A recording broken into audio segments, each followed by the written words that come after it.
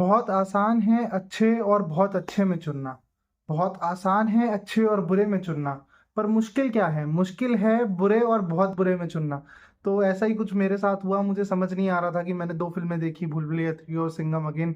तो दोनों में से पहले किसका रिव्यू बनाया जाए, क्योंकि दोनों ही खराब हैं एक टर्म्स में। दोनों ही मुझे बहुत ज़्यादा पसंद नहीं आई है। कंपैरेटिवली भूल भुलैया 3 आगे निकल जाती है, पर मुझे समझ नहीं आ रहा था कि पहले किस पे रिव्यू बनाऊं। तो मैंने सोचा दोनों पे एक साथ ही बना देते हैं, थोड़ा समय भी बचेगा और मेरी मेहनत भी बचेगी, मेरा गुस्सा भी बचेगा। दोनों फिल्मों से मुझे तो उम्मीद थी पर्सनली। बहुत सारे लोगों ने कहा कि नहीं, पहले की तरह कुछ देखने को मिलेगा, ये है वो है। पर मुझे उम्मीद इसलिए थी क्योंकि I am big fan of masala movies, मुझे अच्छी लगती हैं वो। तो उसलिए सिंघम अगेन से मुझे एक्सपेक्टेशन थी। Kartik Aaryan as an actor मुझे पसंद है, और विद्या बालन वापस आ रही थी उस फ्रेंचाइजी में, और उसके साथ साथ माधुरी दीक्षित भी उसमें दिखने वाली थी। तो मुझे लगा कि यार कुछ अलग तो होगा, और ट्रेलर भी काफी मुझे तो पसंद आया था कि कुछ सस्पेंस होगा, कुछ थ्रिलर होगा, कुछ अलग सी चीज देखने को मिलेगी। सस्पेंस जरूर है। एंड में एक चीज रिवील होती है जिसकी वजह से भूल भुलैया 3 यहाँ पहुंच जाती है, और सिंघम अगेन तो खैर स्टार्टिंग से एंड तक यहीं रह पाती है। मुझे भूल भुलैया 3 कंपैरेटिवली बेटर लगी है, किसी को शायद सिंघम अगेन ज्यादा बेटर लग जाए। डिपेंड करता है कि आप किस तरीके की देखना फिल्में पसंद करते हैं। सिंघम अगेन की सबसे खराब बात यह है कि उसमें कहानी नहीं है, और भूल भुलैया 3 की अच्छी बात यह है कि उसमें कहानी है एटलीस्ट। खराब बात यह है भूल भुलैया 3 में कि उसमें कहानी होने के बावजूद हॉरर और जो कॉमेडी, जिस जॉनर की वो फिल्म है, उस जॉनर का कुछ खास देखने को नहीं मिलता। ना कहीं फिल्म ज्यादा हंसा पाती है, ना कहीं डरा पाती है।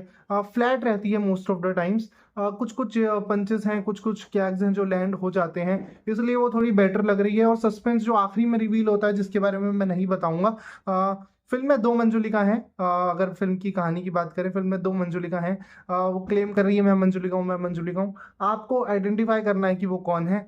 और मजा आता है देखने में, कैसे रूप बाबा मंजुलिका से दोबारा मिल रहे हैं, और ये पिछले पार्ट से कैसे कनेक्टेड है। वो सब चीजें देखने के लिए आपको थिएटर जाना पड़ेगा, वो सब मैं यहाँ नहीं बता सकता। क्योंकि फिर कॉपीराइट आ जाएगा, वीडियो डिलीट हो जाएगी। सिंघम अगेन की बात करें तो उसमें कैमियोस की भरमार है। कैमियोज अच्छे लगते हैं कुछ कुछ। जैसे मुझे अगर सबसे अच्छा कैमियो कहें तो रणवीर सिंह मुझे काफ़ी बेटर लगे बाकी जितने भी करेक्टर्स हैं उनसे।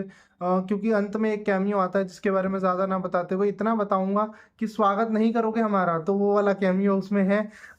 लेकिन मुझे खास पसंद नहीं आया। मुझे रणवीर सिंह का कैमियो जो था वो डिसेंट लगा। बात करें दीपिका के कैमियो की, तो दीपिका वॉज द, मतलब मुझे ऐसा लगा नहीं था कि मुझे ऐसा कहना पड़ेगा, पर दीपिका सबसे खराब लगी हैं पूरी मूवी में अगर मैं कहूँ तो।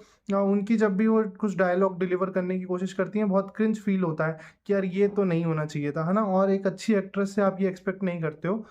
अर्जुन कपूर सरप्राइजिंगली बहुत अच्छा काम कर गए हैं। ये कह सकते हैं कि बाकी सब खराब कर रहे हैं, तो फिर उसमें कंपेयर करोगे तो अर्जुन कपूर शायद बेटर दिख रहे हो। लेकिन खराब काम किया है ज़्यादातर एक्टर्स ने।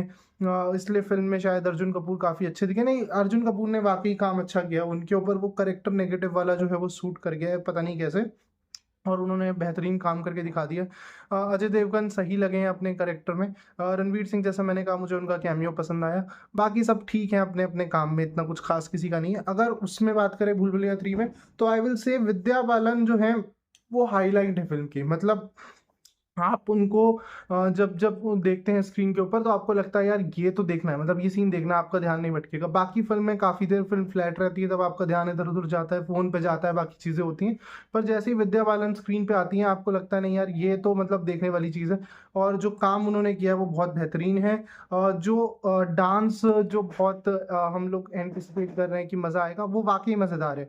वो डांस सीक्वेंस जो है माधुरी दीक्षित और विद्या बालन का, वो वाकई अच्छा है। इंटरवल के जस्ट बाद वो आपको देखने को मिलता है। मुझे तो पसंद आया है वो पर्सनली, और मुझे लगता है सभी को पसंद आएगा। वो एक हाईलाइट है फिल्म की। विद्या बालन डांस, और उसके अलावा मुझे लगता है कार्तिक आर्यन ने भी ठीक ठाक परफॉर्मेंस किया है। बहुत सारे लोग उनको ट्रोल करते हुए दिखेंगे कि वो ओवर द टॉप लगते हैं कहीं कहीं पे।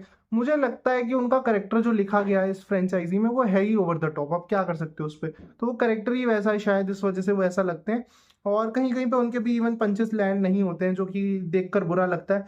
बड़े बड़े करेक्टर्स विजय राज, संजय मिश्रा, राजपाल यादव, जब उनके करेक्टर्स उनके उनके करेक्टर्स जो हैं वो अपने पंचेस और गैग्स को नहीं लैंड करवा पा रहे हैं, तो बाकियों से आप क्या उम्मीद रखते हैं? क्योंकि राइटिंग थोड़ी मुझे इसमें भी कम लगी कि हाँ, गैग्स और स्टोरी और पंचेस पे थोड़ा फोकस किया जा सकता है। स्टोरी अच्छी है ये मैं कहूँगा।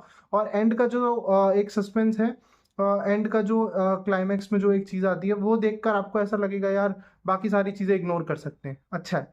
वो चीज़ अच्छी है, उस वजह से भूल भुलैया 3 थोड़ा-सा अहेड निकल जाती है, थोड़ा नहीं काफ़ी अहेड निकल जाती है सिंघम अगेन से, क्योंकि उसमें कुछ भी ख़ास नहीं है। सारी चीज़ें पहले ही वायरल हो चुकी हैं।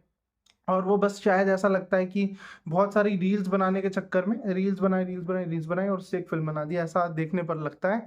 आपकी क्या ओपिनियन है? आप कौन-सी फ़िल्म देखने जा रहे हैं? आपको कौन-सी फ़िल्म पसंद आई है देखने के बाद? वो ज़रूर कमेंट सेक्शन में